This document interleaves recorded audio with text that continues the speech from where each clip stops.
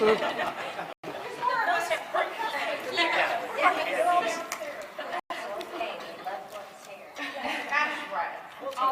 are small but mighty here today, so we're very excited. Again, thank you all for being here.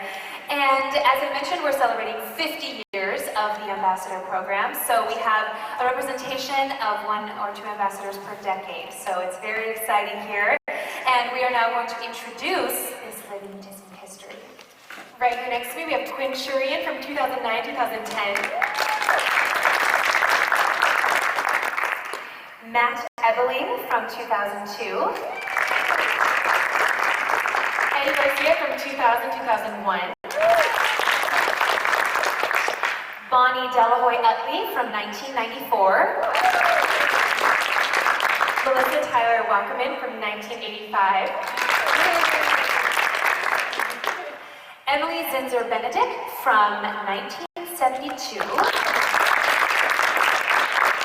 And our second ambassador from 1966, Connie Swanson Wayne. So, of course, here at the Disneyland Resort, we are storytellers, right? That's what we do. We love to tell stories, and every great story has a once-upon-a-time beginning. So we're going to start off today by asking each one of our ambassadors to share with us their Disney journey. So please, go ahead and start, Quinn.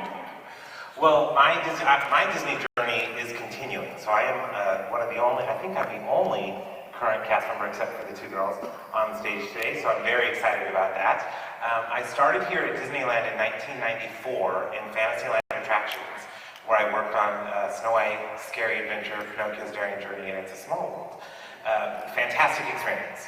Transitioned into guest relations and did that for a few years, and realized after I broke my elbow that being out on stage was a little dangerous for me, so I was very fortunate and was able to move into a backstage support role in our cast communications group. Did that for several years and was able to be a part of the Dream Squad during the Year of a Million Dreams. I also worked for Adventure, oh yes, you got your hat, I like it, very nice. I really like it, this hat over here too, those are good hats. You're welcome. And then I worked for Adventures by Disney, where I was a tour guide for Backstage Magic Tour here at Disneyland and in Hollywood. Had a fantastic experience, and then decided I would try this little thing called the Ambassador Program, and I was very fortunate to be selected for the 2009-2010 team, and today I work in cast communications, community relations, where I help with all of our charitable outreach, and I've loved every second of my 20+ years here at the resort. Quinn, you should share about the pin that's in the back. Oh, yes, so while you're wandering through the exhibit, down on the end here underneath the second D, Disney Ambassador pin, I created as part of my term, they asked us to do a pin ambassador, they called it. So it's a quilt representing my Disney career from 1994 until I was selected as ambassador. So you'll see some of the attractions that I worked on and little nods to my Disney past. So it was a very fun opportunity to be able to design that pin. Thank you. Hello everybody. Well, I enjoyed a number of roles with Disney before and after my ambassador term, but how it started was interesting and unexpected. I was a painfully shy 17-year-old high school baseball player. I had a friend who was a current cast member, and he knew that I had difficulty interacting with other people and prompted me to come with him to Disneyland to fill out an application for what he said would be the attractions division. He said, "Don't worry, I know you're a shy guy. You're not going to have to interact with anybody in this kind of role. You're going to push buttons, you're going to operate machinery, it's all in the back. Don't even worry about it." So he brings me along, and before I knew it, long story short, I end up backstage, and there's people warming up and stretching, and I go into a big room with lots of mirrors, and it turns out he tricked me into going to a dance audition for the entertainment division. And that shy baseball player turned into a member of this world-famous Disneyland show overnight and broke out of my shell, and it's been a wonderful journey ever since. Jess.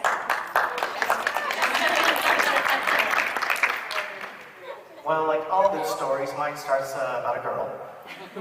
Namely a girl who broke up with me and made me very sad. And I guess kind of mopey. Yeah, I'm a good place now though. So my sister, Lizette, who worked here at the park, was tired of seeing me mopey. So one day I was sitting on the couch watching whatever, eating my big pint of ice cream.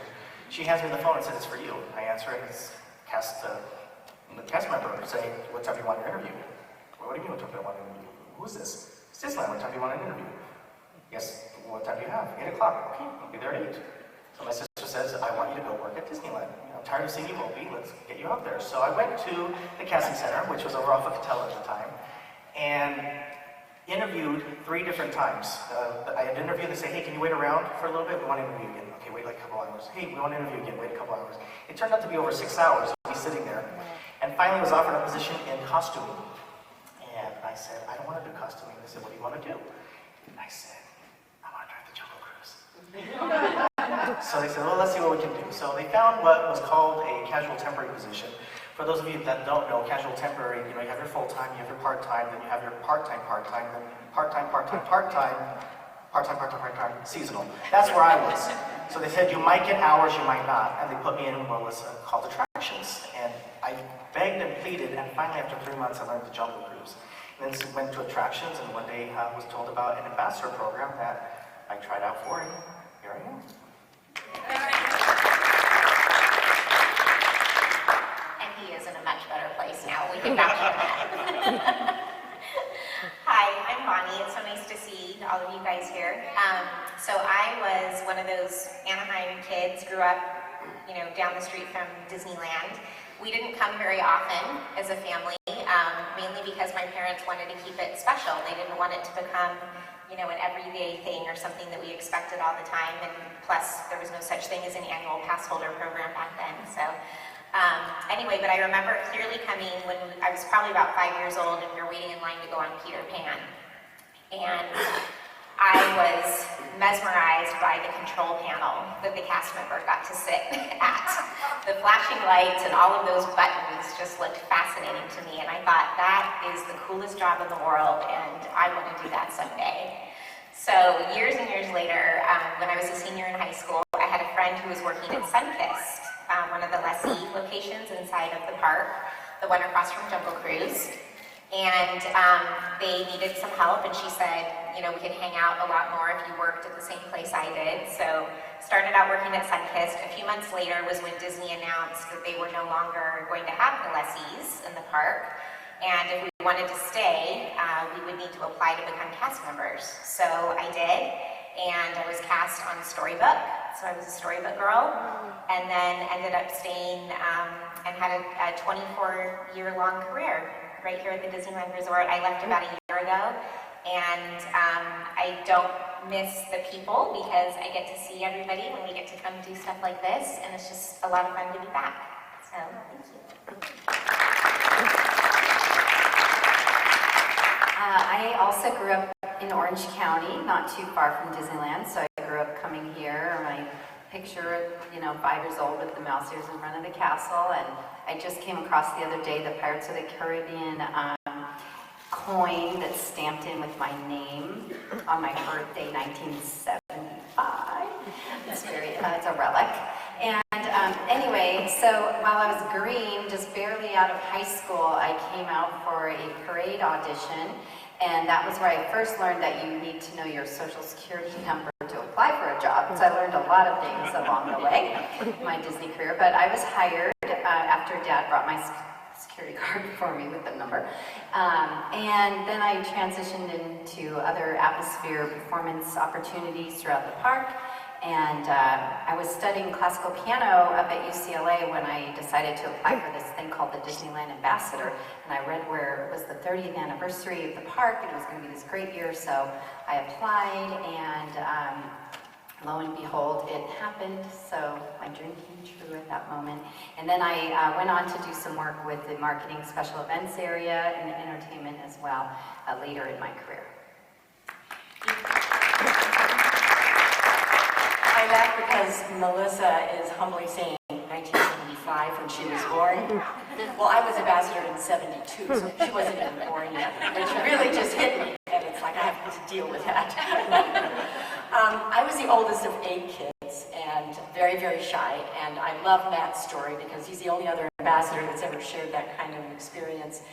And I went away, lived in Mexico City, learned Spanish, came back and said, nobody knows me as shy. I'm not going to be shy anymore. And it was a moment in time. So I met with a friend who was working in the park, and I got a job as a tour guide. And from then on, it was another story. Although, as Matt says, that shy person is still down deep inside. But it just taught me a lot that you don't have to be who you think you are. You can turn around at any time, and you have the power to change your life. And even though I was 19 at the time, I was able to decide I want adventure. So a couple of years into my job as a tour guide, and incidentally during that time, they had the announcement that they were going to do a special for the Haunted Mansion. And that was back in 1970. And they had Kurt Russell and the Osmond brothers, and they got a hold of me, and I was the tour guide for the group. And so on that special, I'm taking Kurt Russell and the Osmond brothers, Donnie included, who was about that tall, through Disneyland. And that was the Haunted Mansion special. So then it parlayed into, I met one of the former ambassadors right after Connie, and she was wearing that same green costume, and I said, what is that about? And she said, I'm a Disneyland ambassador. And I said, that's what I'm going to do next. So it took me 3 tries. Each interview I would go in, and I don't think I was mature enough or whatever, and I told them at the last one, I said, you know, I'm going to come back every year and haunt you until you select me as the Disneyland ambassador. And lo and behold, I was the Disneyland ambassador for 1972. Thank you. And an excellent one, too. Well, once upon a time, there was a little surfer girl who got out of school early to go surfing. And down at the beach, hanging 10, some of her buddies said, dude, they're hiring at Disneyland. Let's all go. And I thought, I could do school and surf and work a couple of hours a week. Yeah, that's what I thought. So I dressed up, cleaned up, came into the park, and by then I found out that the head of our department, tour guides, was by Don Novus. Now Don Novus, you may or may not know the name, he was the original Irish tenor in the Golden Horseshoe Revue. And when he developed a throat problem, he went into guest relations. So I bought a ticket to the main entrance and hung out in Town Square waiting for Don Novus to walk across the street. And when he did, I pounced on him and said, Mr. Novus, I just really, really want to be a tour guide. And I was hoping, he's going, wait. There are no misters here. My name is Don. Don, I really want to be a tour guide. He said, what would you expect me to do? I said, get me an application. And he eventually gave me an application, and he looked at my age and he goes, you're not even old enough yet. I said, well, just keep it on file until I'm old enough. And by the way, can I have a script? It was a 12-page spiel that I left with that day. My first time at the park was at Christmas.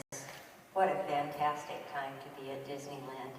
And I carried the star in the processional up Main Street with the choirs. Loved every minute of it. And I hope Don never minded that he let me have an application.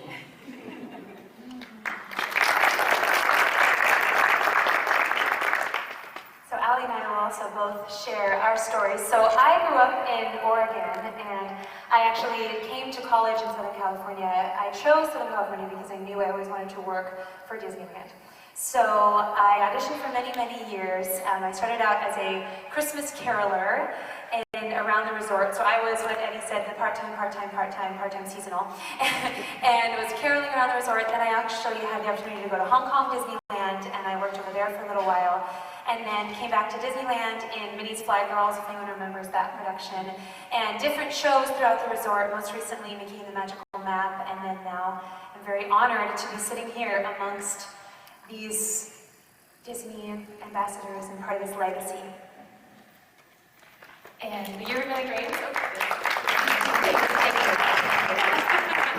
So the Year of Million Dreams has a special place in my heart, and during that promotion we had a dream job competition, and 25 non-cast members were selected to live out their dream jobs as honorary cast members for a day, and I won the category for High School Musical Pep Rally, so I was a parade performer in the show for one day, and that experience, I just had so much fun. I met actually the current ambassadors through that process, Garnett and Adonis, and the whole experience just inspired me to apply to be a cast member, so I joined the Disney College program the following week, and I worked in a series of different roles, including guest services at our resort hotels, a Disney Desk, which is an off-site Good Neighbor Hotel Disney concierge, and I was also a guest service manager with the food and beverage team on Main Street. And when I look back over my 8-year career here with the Disney company, there are many experiences that stand out, but definitely being able to be a part of this group of cast members up here is something that I treasure and really value. At our October ceremony, where Jessica and I were selected, we had the chance to meet the very first Disney ambassador, Julie Ream, who was selected by Walt Disney. She came back for that, and just hearing her stories of working with Walt and what Walt had told her, which is just such an incredible moment. So I'd be curious if there are any people that you've met throughout your Disney careers or as an ambassador that really stood out to you. Yes. And it's actually, I've not told this to my current manager yet, but it's something that I actually would love to keep doing. One of my very favorite parts about being the ambassador was putting on an area costume for somewhere that I had never worked before, and standing alongside the cast members and learning exactly what it is that they do every single day to make the magic happen for our guests. Whether it was scooping ice cream or learning how to pilot the monorail, that was really the most influential people that I met, because they are the ones who are out there every day making the magic for all of you and ensuring that you have a memorable experience. I think it's easy that once you move into an office role here at the resort, it's easy to forget where you work. And the beauty of being the ambassador is you get to put on their costume, you get to go out and see what they do. So it brings you right back to why you decided you wanted to work at Disneyland. And I'll totally echo that, and I think you'll hear that a lot from us, is that we love engaging the cast and hearing their stories, and it inspires us every day. And then we also just come across really fascinating people, either associated with Disney or otherwise, during our terms. I came across many names. I won't list them all out because I may overlap with some of them, but a couple in particular, I really enjoyed talking with Roy Disney, and some of these casual chats between events where we'd be killing time. And I remember having a very heated conversation with him about films and how he was upset that Song of the South couldn't be around so much anymore. And it was really funny. He was talking, well, if they can have Blazing Saddles out there, certainly they could have Song of the South. And then Art Linkletter was another gentleman that I really enjoyed chatting with on numerous occasions. And many of you probably know he's among many roles with Disney and being good friends with Walt. He hosted the opening day broadcast with Ronnie Reagan and Bob Cummings. And Art was a great guy, full of energy. He would cite his secret of all his energy that he would speak in public speaking 80 times a year, and that's how he kept his energy up. But he was mad. And the last chat I had with him, he was 93, and he was grumpy that day because his wife had just taken his skis away, and he could no longer go downhill skiing. Anyway, it's an interesting position to be in, and the people we come across are equally interesting. You know, Matt has a good point, just talking to the former cast members, because all of us are a family here. We don't have these wonderful stories, and it's so great to sit down and talk to these, in my mind, everyone on stage here that's with me, legends in my mind. So I think they're awesome, they're amazing. One particular gentleman that I really enjoyed spending time with was Existencio. I don't know if you guys know who he is, but we were sitting down one day, casually talking, and he told me a story that actually to this day still resonates with me. He was telling me that he remembers he was in the ink department of the studios, and one day Walt Disney came into his office and said, hey, we're building a new attraction that's going to go in New Orleans Square, and you're going to write the theme song for it. And it worked out. And X was like, what? And he said he followed Walt Disney to his office, and he said, hey, what did you say? He's like, we're building a new attraction in New Orleans, and you're going to write the theme song to it. He's like, I don't write music. And Walt Disney was like, you'll write this one. Now, Connie can attest to this, and what X told me is that Walt Disney had a knack of finding talent that people didn't even know they had. And X said, I can't do this. And Walt Disney said, you're going to go talk to the music department. I'd like to hear something in the next couple months. So X was stressed, and he's like, I've never written a song before. And he started working with the music department, and he started thinking of things, and a couple months later, he introduced something to Walt Disney that started with Yo Ho, A Pirate's Life for Me. That was a song that he wrote. And once he did that, he was so excited, Walt Disney said, hey, there's another New Orleans attraction that I want you to write a song for. This time he told me he wasn't as freaked out. And this one was starting out with as Tombstone's Creek and whatever it goes. But it was really cool, and what resonated with me is how he said Walt Disney always looked for hidden talent for people, and that's what I do now. Every time I'm working with individuals, I always try to see what's their hidden talent. What can they do that they don't even realize they can do? Because I'd like to bring that back, like Walt Disney did.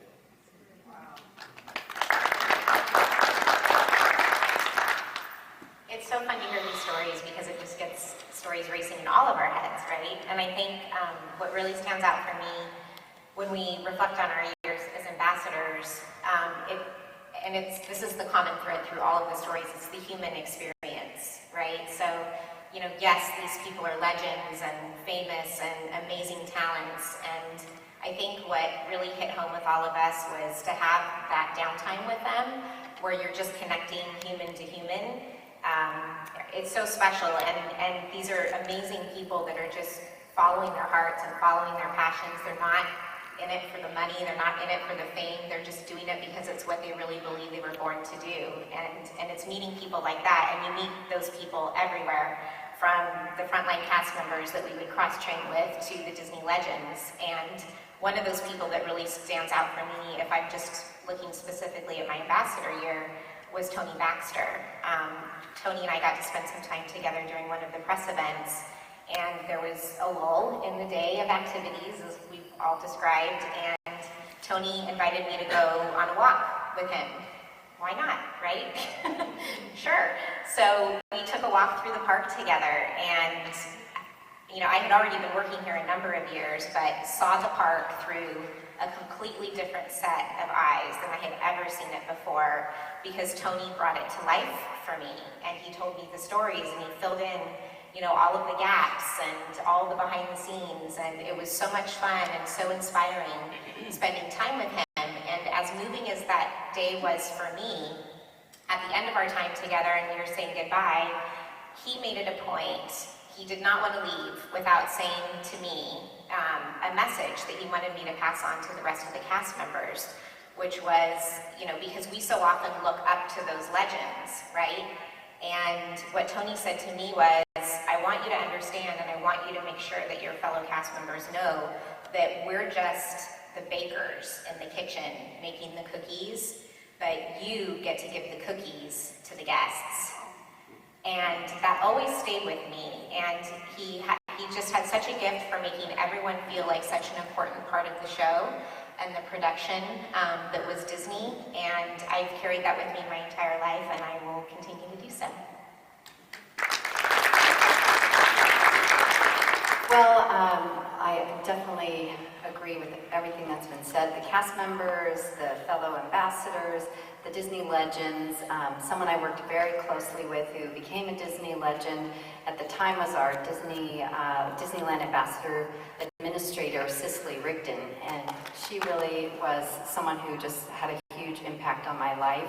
Traveling with her and working with her all year, couldn't have asked for a better mentor and boss. She was someone with an incredible amount of self-dignity and always demanded the most from us, but also taught us how to demand a lot from ourselves and to expect the best for ourselves moving forward with our life professionally. And I just really had a wonderful time working with her. If I ever got whiny or too tired because I was on this whirlwind tour, you know, I would look to her, and sometimes, I mean, she definitely had the compassion, but at the same time, she just would look at me and say, there's a lot of sadness in the world. Like, pretty much just, come on, snap out of it. You're in a great position, so drink some coffee and let's go. So I had a great time with her. Working here at the park when I got to host dignitaries, I just thoroughly enjoyed meeting some heads of state, some royalty, see my year, we had the president of China, Xinyan Li, come with his wife, and followed by Secret Service and all kinds of security. And we were actually very pleased. You would be happy the elephants on the Jungle Cruise did not squirt the president of China in the face, so I was very happy.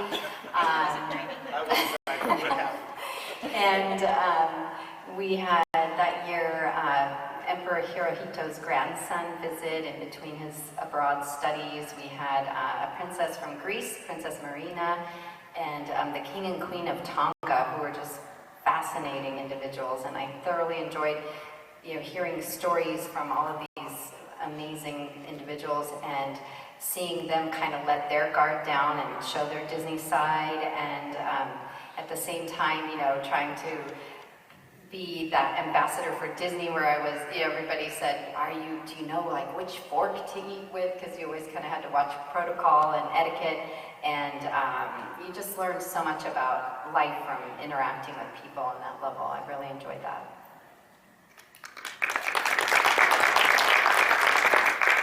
I have a couple of thoughts as everybody's talking about the legends, and Connie and I are contemporaries of these legends. And what's so interesting is, like Tony Baxter, I think, worked on the monorail. We have a very big producer, Dick Cook, who worked in marketing. And we all knew these guys. They were kids just like us. And what is so amazing is to see them now, who they are. And there's a number of them like that. But one of my most incredible experiences of meeting anybody was when I was in the Orient, and we were following Richard Nixon. I did not meet Richard Nixon, but we were following him in every city. We were like right behind him. So we ate all the same foods: the shark fin soup, the turtle rock head soup, the turtle head soup. Everything that he ate, we ate. But one of the things that stands out of all the people that we do meet are some of the ones that make an impact. And there was a little boy in a country, in a jungle of Malaysia, in a thatched roof, like hospital, with nuns in white starched uniforms that were tending to these ill orphaned children. And this little boy is brought up to me, and he is riddled with muscular dystrophy, and he's 14 years old, and his dream was Disney, and I personified Disney to him. I never saw such happiness in anybody's face as that little boy. It was like he was meeting beyond Mickey Mouse. It was like the whole dream of Disney. And what he had done in his very compromised hands is he had weaved a dragon out of these like pipe cleaners. I use that to this day on my Christmas tree every year, 43 years later. And that's the one face I will never forget my whole year as ambassador, was that little boy, 14 years old.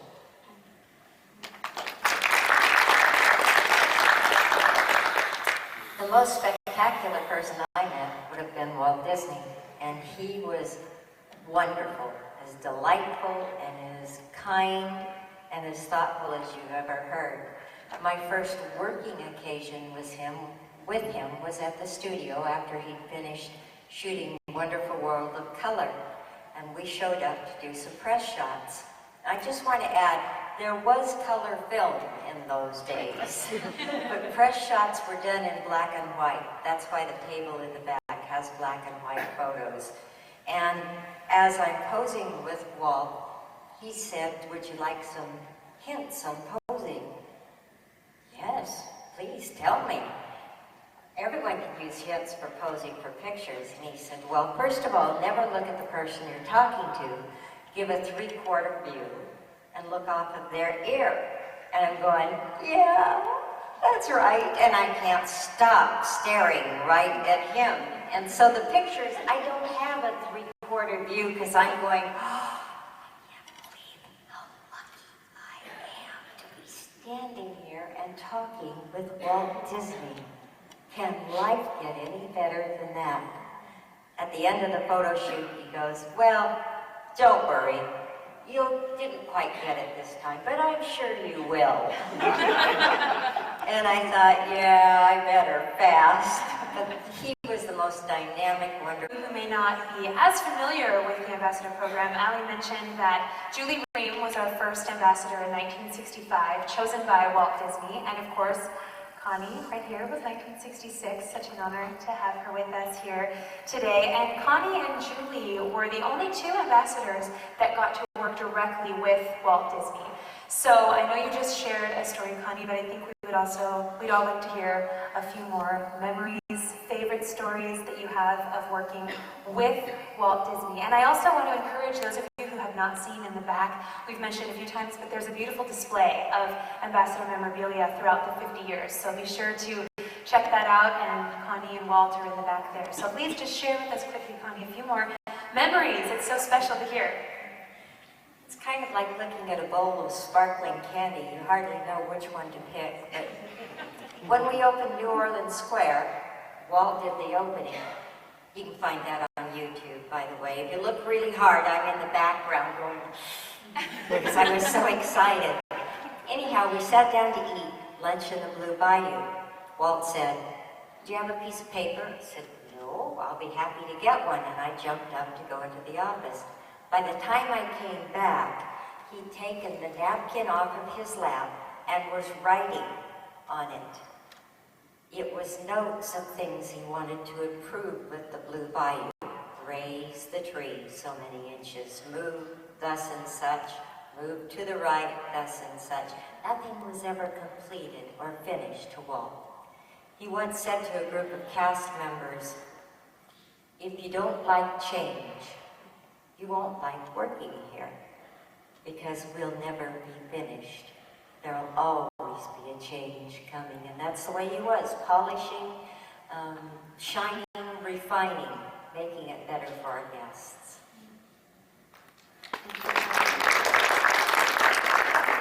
Those are so great. Thank you, Connie. Melissa, so now as we approach our 60th anniversary with Disneyland, you are our 30th anniversary ambassador and got to go on a very special tour. Would you share a few stories from your 30th tour with us? Absolutely. I love to relive it. We worked with a partner, Pan Am Airlines, and they were wonderful to give us this great opportunity. The original plan was 30 countries in 30 days, which I'm pretty sure I probably wouldn't be sitting here today had we actually done. We ended up going to 15 countries in 30 days. We just called it Around the World in 30 days. Pan Am Airways actually ended up going on strike during our tour, so that threw a little wrench in the oil, but it's okay. I think I just made up a metaphor, but that's good. Okay, creativity, guys. It's only going to get better. Okay, so we started from Disney. We went, of course, we had to do all the press shots, getting on the Pan Am, airplane, and Mickey and I, and a small entourage of 3 other people, Cicely, a photographer, and a Pan Am representative, all left LA, went straight to Tokyo. We visited Tokyo Disneyland and became very close with the Tokyo Disney ambassador, who I still communicate with today. And we celebrated Disneyland's 30th. It also happened to be my 21st birthday, so there were lots of cakes coming for both Disneyland and for me. They were very gracious. We had a great time in Japan. Then we went to Hong Kong, Singapore, went to Beijing. We were in China, on the Great Wall of China, with photos with Mickey. We had AP and Reuters news agencies traveling with us to get the shot of Mickey on the Great Wall. And it's kind of a funny anecdote, but along came a couple that were there from Anaheim. Yeah, they couldn't believe they had to travel so far to get their photo with Mickey. So we had a little laugh about that. And then the people of China loved Mickey. They call him Milaoshu in Mandarin. And we had a little boy chasing us through the hotel, trying to find out which room Mickey was staying in. So we would hear Milaoshu, Milaoshu all through the night. I don't know who this boy was, but it was pretty funny. And then Cicely would, because as a pianist, Cicely would sometimes ask me to play, so I started playing the Mickey Mouse March in the middle of the hotel in China, and all these Americans started coming out of the woodwork because they heard, the Mouseketeer song, and so we had this little sing-along impromptu moment. That was a lot of fun. Then we went to India, and it was really fascinating. In Delhi, we found that the product of Disneyland as a destination wasn't really super well known there at the time. It was really more about the films and the Mickey Mouse cartoons. So they were very excited about Mickey Mouse, but it was also kind of an introductory opportunity to teach them about Disneyland, and they just couldn't believe that a magical place like that existed, and I think they were really excited to want to come and visit someday. We had Mickey Mouse on an elephant. I got to ride up there with him.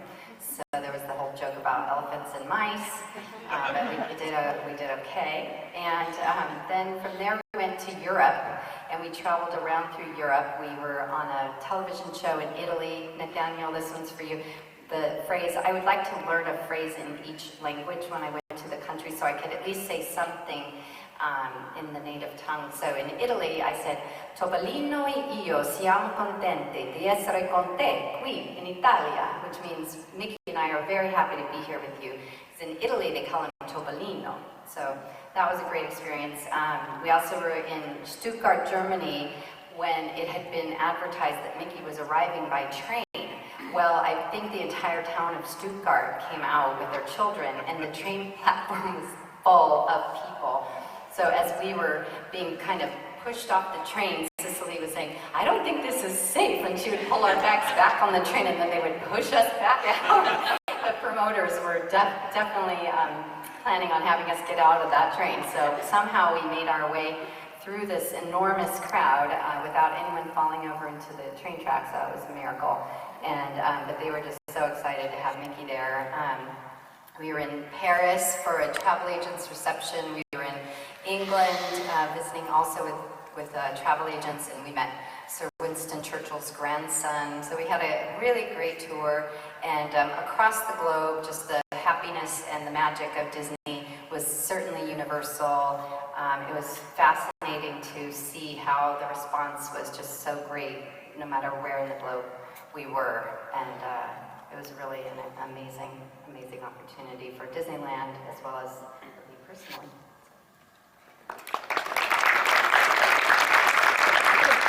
Melissa, can you please speak the rest of the panel in Italian? Because that was really beautiful. I think you got me there. But I could say something in Japanese, but just one thing. That's it. We're just going to have to hit all the languages. Yes, exactly.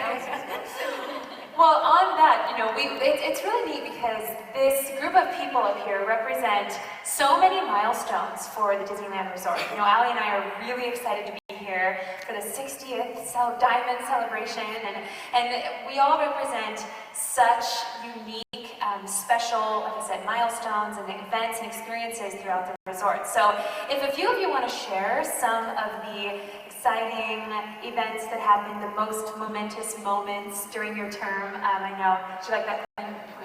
Most momentous moments, yes. So I know Emily was here for the opening of the Main Street Electrical Parade. So yes, please share some of your great stories. I have two momentous moments. One was in my life. One was the Main Street Electrical Parade, which did debut in June of 1972, and it was then retired later, and it's going to be reopened now, and it's going to be this Friday. It's going to be 1,500,000 lights, and when I was promoting this parade, it was barely 200,000 lights. So it's grown so much. It was two-dimensional, now it's three-dimensional. But another thing that was interesting is just prior to becoming ambassador, they selected a team of young women in the park to travel to Walt Disney World, to Florida. There was no Walt Disney World yet. And it was a big top secret that they were going to unveil to the press the announcement that Walt Disney World would be born. And so I was fortunate enough to go, and we would take bus tours of the press through just swamp area and point to certain things. That's going to be the castle. This is going to be the Contemporary Hotel. This is going to be the Polynesian. And so it wasn't until when I was ambassador that I went back, and approaching the park, I just burst out in tears. I do that anyway, but I burst out in tears to see this all overnight became a reality exactly as I had been told it would be. So those are the two most amazing things that happened.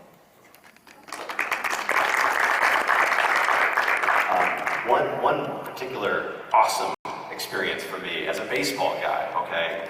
All the stars aligned just perfectly for me, because during my term, which was the year 2002, the Anaheim Angels, which were then part of the Disney family, won the World Series. So here I was getting to hang out with the Angels with a private breakfast in Toontown the day of their big celebration day, and basically staying at their hip, helping hold the championship trophy when their arms got tired, and following them along the parade route, and as they got to enjoy their victory, and this humble, undeserving guy at their hip that got to witness it all firsthand. Just outstanding. You can just imagine that. Yeah. Full of giddiness. I would say the coolest thing that happened during my term was the opening of Disney's California Adventure. Because the fact that you're sitting in a theme park, the first theme park built here besides Disneyland, that used to be a parking lot that I used to park in, was pretty darn cool. Now, what a lot of you don't realize is we're talking about all these great stories and how neat it is and how fun it is, but being an ambassador is a lot of hard work. You guys don't see the behind the scenes or the, I know, right? Or the sleepless nights, get back home late and get a call 2 hours later, oh, by the way, we need you back over here. Okay, we're on our way. But it really is an experience, and I say that because when we opened Disney's California Adventure, my partner and I, Doina, worked 27 straight hours. 27, that's each hour, and every second of those hours, we had to be somewhere. So I would have so-and-so radio station, you have a 30-second spot, so-and-so radio station, 2 minutes. All right, you have a TV interview on this one for another 5 minutes. You have, everything was blocked out, and it was really cool because every place I went to, I was talking about something different. The park, the attractions, the fact that there's now alcohol in that park. Something different we were talking about. Yeah, margaritas, Disney? No, right? And then what was really, really cool is that about 2 o'clock in the morning, I had about a 20-minute window between the last interview I did, which was a radio interview, and a TV interview I had to do for, I think, so I was stationed in China, or Japan actually it was. So I found out that the Bugs Life Theater was open, like the door was actually open, so I went in there, set my little alarm, and took a 15-minute nap on one of the benches, because I was exhausted. And then came up, and then Doina and I went back to our hotel room, slept 4 hours, and then did it again for another 24 hours. So that was pretty cool. The energy kept going, and let me tell you, there was a lot of coffee going around that day, but it was pretty memorable. My momentous moment of everything, that was standing in front of the park at the ribbon cutting ceremony, the fireworks going off, the confetti, and I'm looking around thinking, you know what's really cool? My grandkids are going to look at this photo and be like, yeah, I know that guy.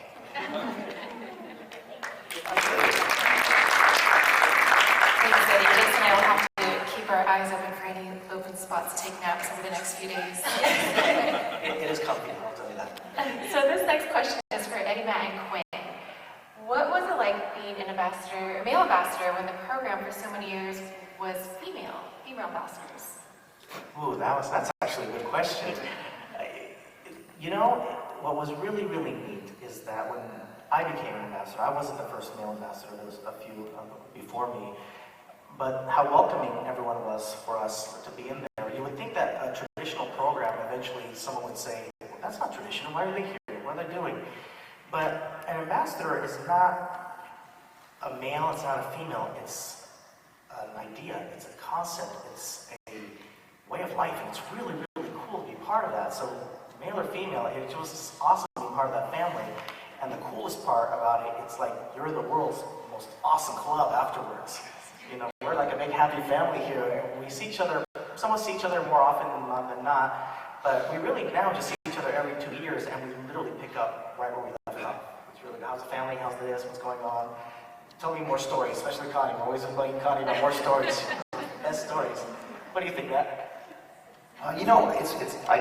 What you say resonates with me a lot, and I don't remember my term feeling different. I don't remember thinking, gosh, this must be a lot different than what my sisters over here experienced. But what I do remember was a feeling of utter shock when I was selected, because, for a lot of reasons. I'm a klutz. There's a long list of reasons why I shouldn't have been the ambassador. But I was one of 5 finalists. It was 4 women and then me.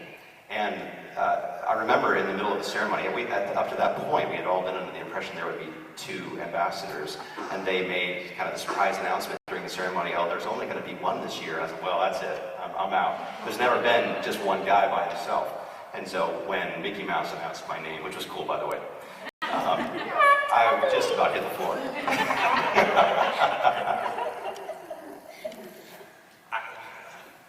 I don't know what else to say to that, because it's true, you know, when you apply, when I started in 1994, you look at the ambassador wall and everyone before us were female, so it was something that you never really are ready for, but you do it and you think it's going to be a great opportunity. It is, and whether you're male or female, as Eddie said, it really is what you make of the experience, and I thought it was the most incredible thing ever. I really, very hard, tried to bring plaid back to the uniform and costume, but my manager would not allow it, so, but that's my only takeaway. Let's get plaid back in the ambassador dress code. So we are actually out of time. How quickly does that go by? My goodness, we could sit up here and tell stories all day. I want to sit here and listen to these stories all day long. Before we ask a final question, I do want to recognize Diane Colleen in the back. She is our current ambassador manager.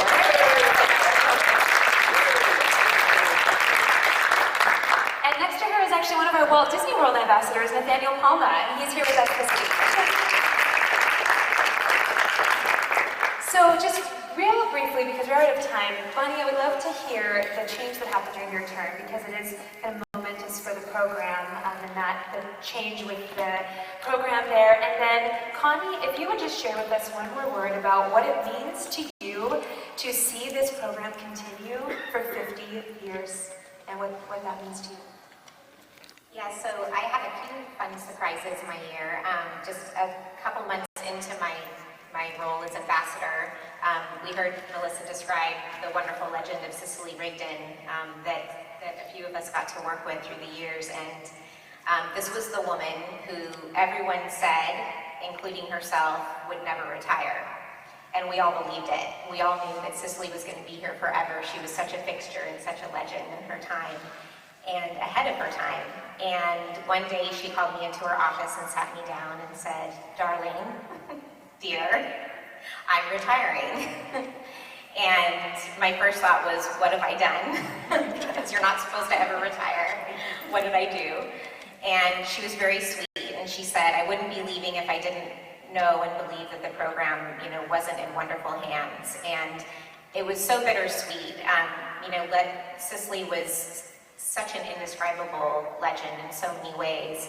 And it was such an honor to work with her. And as sad as we were all to see her go, I think we were also very happy for her because she was finally getting to take some time to live her life that she never had time to live because she was taking care of all of us all the time. So it was very bittersweet and really tragic in a lot of ways. It was just so unexpected. And so then the big next question is, well, who's the next Cicely? And who wants that job, right? So along came Jennifer Gray, as some of you know, was the next administrator of the ambassador program. And what I always loved about Jen is that she had so much love and respect for Cicely, and she recognized right from the get-go that it was impossible to fill Cicely's shoes. There was no replacement for Cicely, there never would be. And so she carved her own path, and she took the reins, and she embraced some changes to the program that came along around the same time. So it was that year, in the middle of my year as well, that the program, it was announced that the program was going to be moving, starting the next year, from the marketing division over to the public affairs division, because it had really become such an active role within the local community and the global community. And so that change came along, and then it was also announced that there would no longer be a single ambassador, but that there would be an ambassador team, and then that's when we started welcoming our brothers and our gentlemen ambassadors into the program. And those weren't easy changes because the program had been such a tradition for so many years. And there hadn't been a lot of changes through the years. And it took someone like Jennifer, who came in with such passion and such respect for the program, to really just wrap her arms around it and make those wonderful things and get everybody, on that bandwagon together. And as hard hard as it is to go through changes sometimes, I think all of us sitting up here, looking back on all of that, know that and feel that it's brought us closer together as an ambassador family and as a Disneyland Resort family and as a global Disney family as the ambassador program continues at all of our resort destinations. It's been a while, and the ambassador program has blossomed like a flower. It's just awesome. How do I feel about it? I'm thrilled. Because when I see the ambassador program, I see Walt's vision for what families could have and could do. And it just makes me so proud to have been a part of it. Thank you.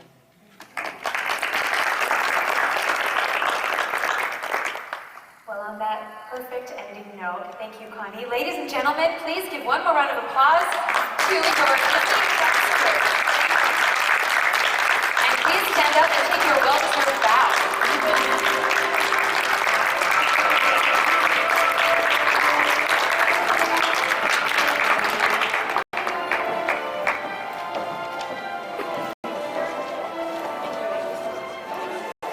And thank you all for joining us today. We hope you enjoyed 50 years of the Ambassador Program and have a fun rest of your visit. Prepare to be dazzled. Thank you all so much. We'll see you soon.